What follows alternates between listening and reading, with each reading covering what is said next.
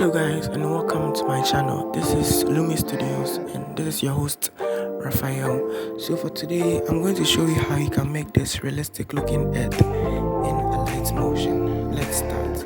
First you have to open your Alight Motion video editing app, and I have this image I downloaded on Google for earth map.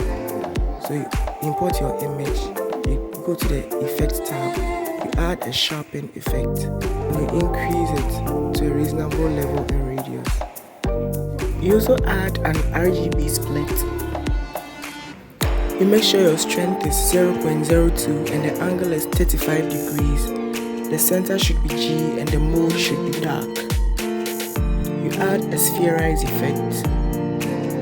Your orientation -13 on alpha, and then position should be -20 on the y-axis and 1268 on the z-axis.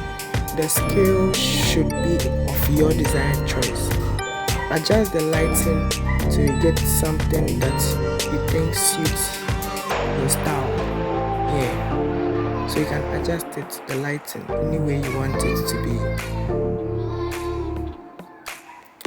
You come to the colorize, and I decided to add this blue-green color to make it look a bit more cinematic and give it some kind of color grading of my choice.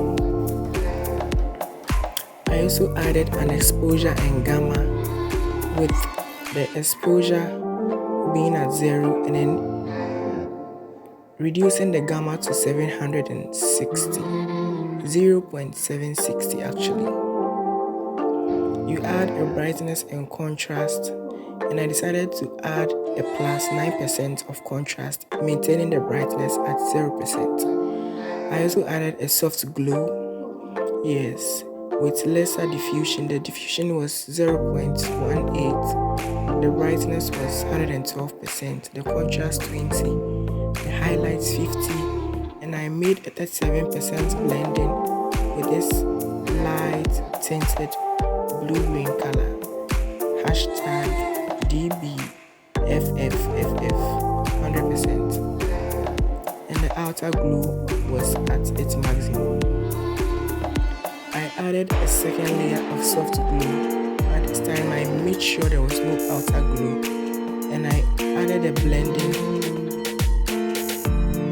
I made sure this time there was no outer glow, and I added a diffusion of 0.55, brightness of 65%, contrast of 20, 50% highlight, and this bluish color, which I blended to a full 100%.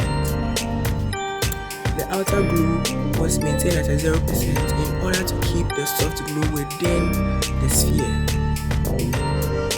As you may know, bringing in an outer glue will cause us to have this kind of effect. I don't know what really causes it, but in order to avoid this, you can just turn it down so that you'll be able to maintain your glow within the sphere or on top of the sphere.